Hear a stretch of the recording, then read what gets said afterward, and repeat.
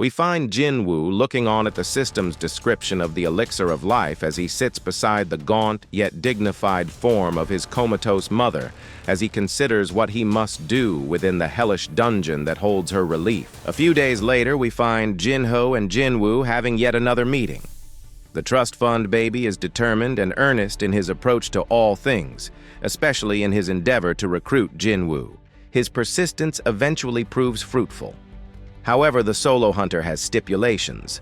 Their group can only be comprised of the two and a few other hunters that he approves of.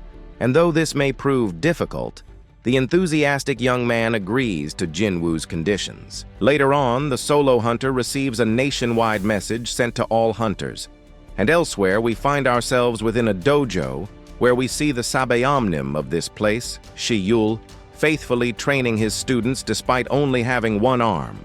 We then move to an argument between Baek Yunho and Choi Jong-in, both extremely powerful S-rank hunters, as the topic of conversation eventually turns to the events at Jeju Island, where many of their compatriots were lost, a defeat that haunts Jong-in to this very day.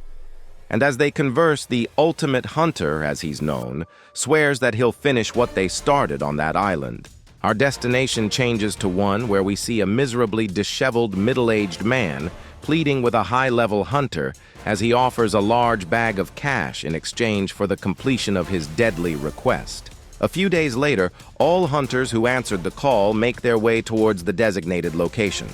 We see Jinwoo bidding his sister farewell, then the one-armed master walking down the street, grateful that despite his injuries, he's still considered of some use. The Kumdo master finds himself before our solo hunter. And though he hasn't seen the young man since the harrowing double dungeon, and despite how much Jinwoo has grown, he quickly recognizes him. The two enthusiastically greet one another, both showing great respect and admiration for each other.